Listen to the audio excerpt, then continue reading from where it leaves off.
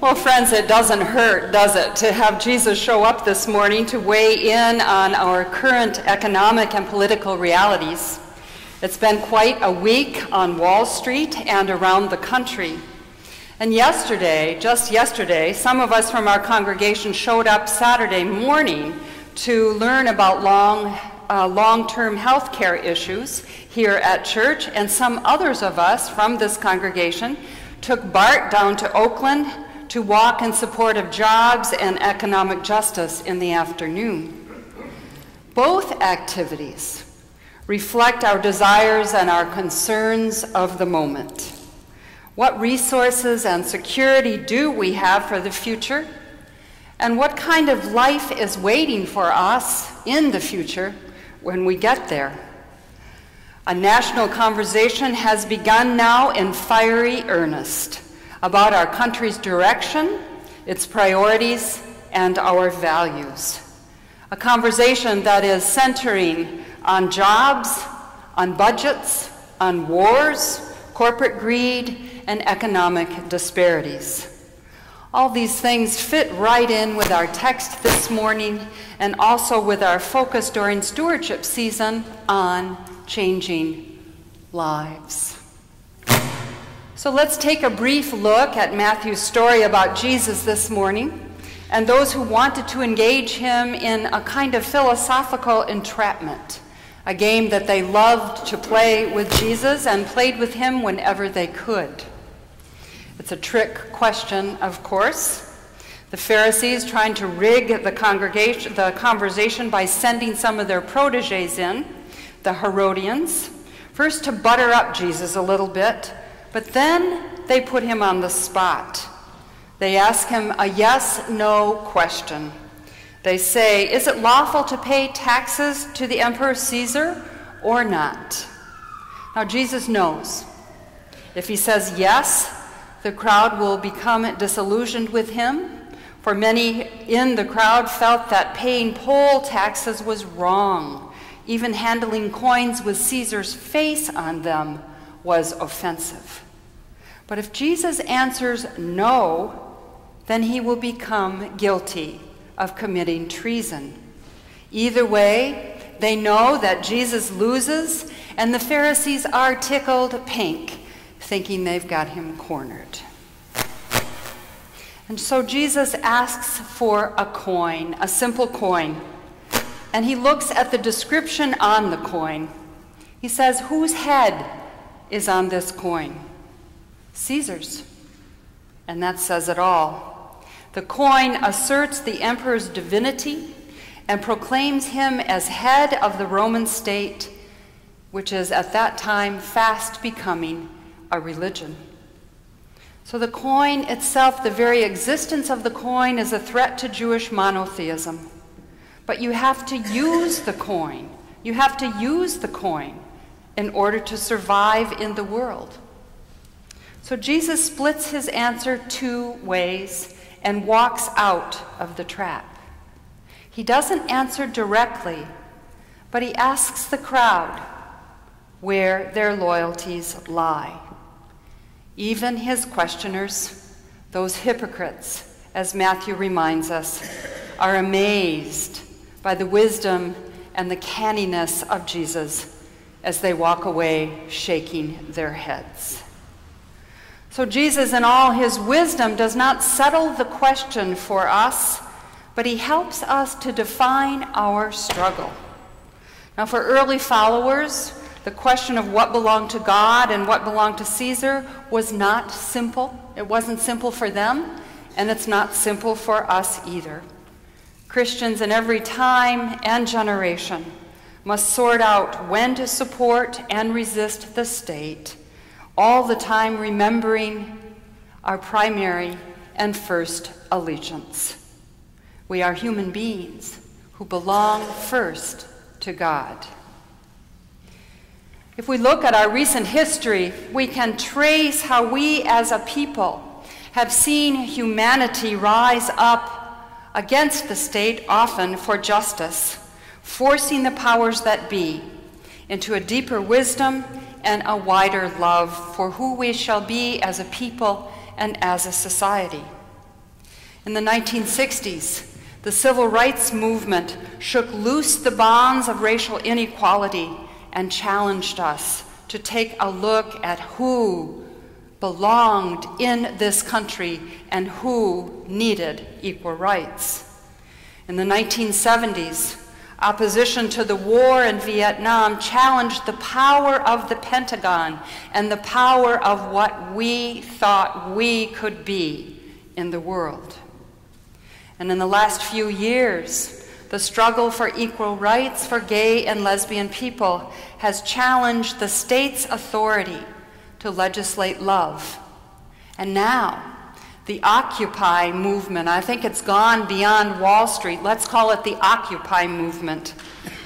But throughout this country, all over the place, it has brought into the light the vast differences between the 99 and the 1%, raising questions about corporate greed and individual selfishness that can drive our economic system, and indeed the economic systems in the world. When governments act as if citizens do not have a higher or deeper commitment in their lives than to the state, the divine image imprinted on each one of us rises up, and we begin to act out for the values we hold and the justice we understand and the gift of life we receive as children of God. I believe our calling in this congregation and in congregations around our country as progressive Christians is the calling that we are following the path and the teachings of Jesus, and that we must strive for peace and justice among all peoples.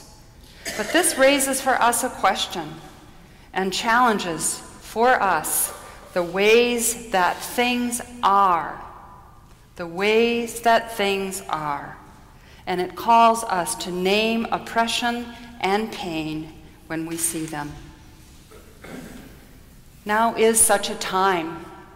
Now is such a time for the world, for the country, for the cities, and for us as a congregation. I envision the year before us as a time in which we will become shaping souls of our community and society in unique and varied ways. Wherever we live and work, and in our life and work together, we need to become conscientious workers for justice and lovers of God who hold up for each other the mirror of the divine image that lives in each one of us, and also the mirror that will show the world the divine image living in each one of the world. Now I know that not all of us will march, and I know that not all of us will need to occupy Wall Street, but all of us can commit to a path of compassion, justice, and love. Not all of us have figured out what belongs to the state, to Caesar, but all of us know that we have God's image imprinted on our hearts, and that ought to help us sort out our priorities, political and spiritual. Not all of us have sorted out the immense economic problems of our day, but hopefully we are beginning to understand that the way that we care for each other is the fullest expression of our love for God and our gratitude for the gift of being alive here on this earth. This year, I envision our community as a place where we get to live more fully and more deeply as followers of Jesus and as lovers of the divine spark we know is within us and others. I hope that this congregation can become a place where we challenge the negative view of American Christianity as a bunch of selfish, uncaring, narrow people with a radical commitment to justice and joy for all of God's people.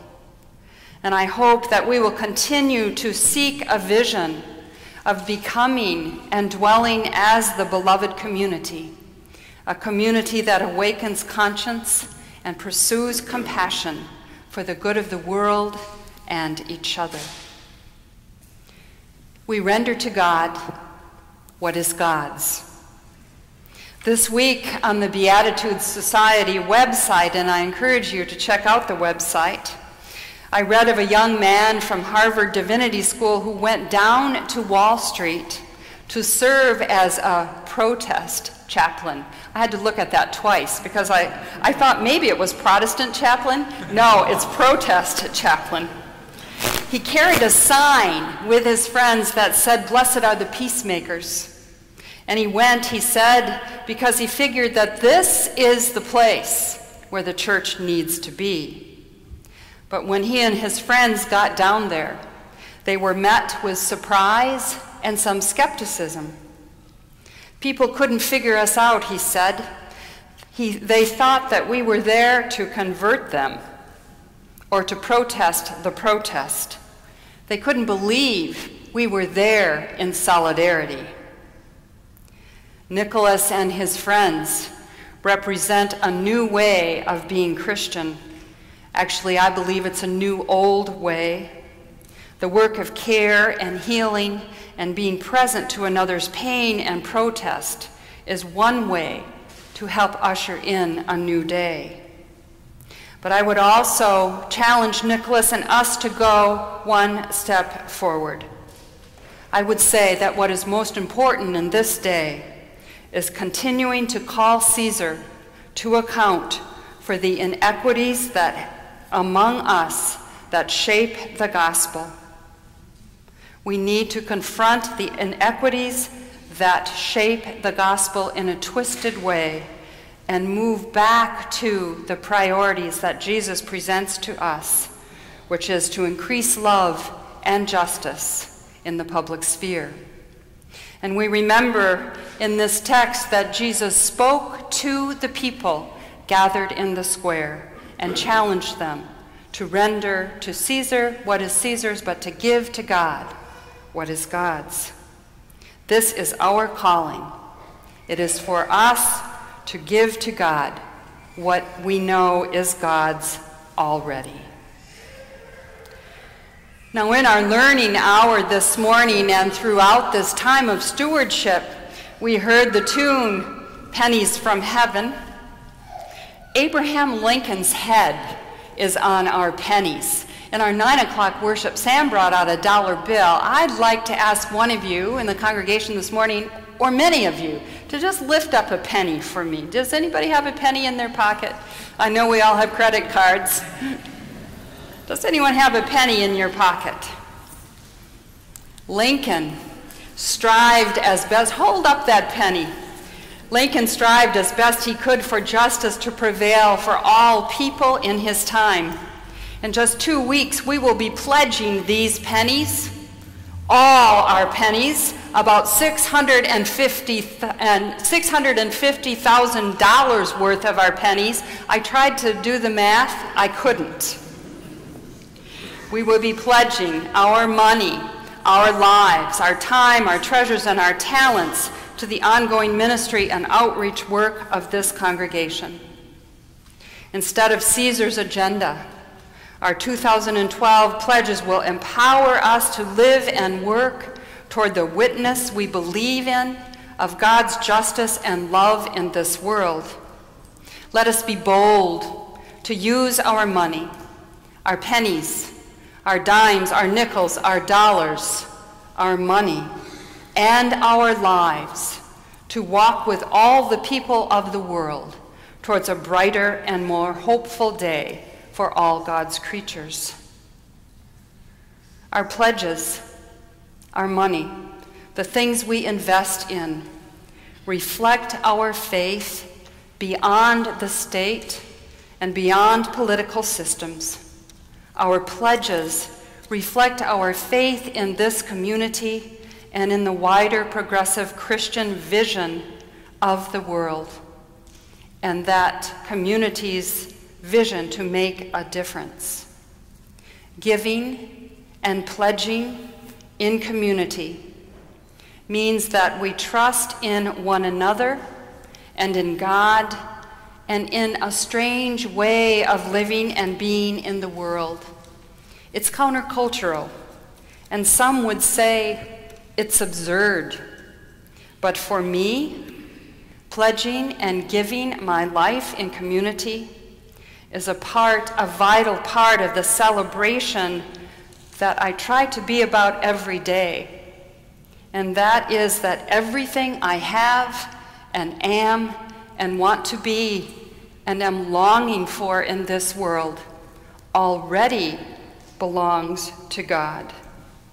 Through making a pledge for the coming year, in some small way, I am returning or rendering to God what already belongs to God. I hope that you will do the same with your lives and with your pledges and with your commitment to this congregation, to this community, but to God's world. Amen.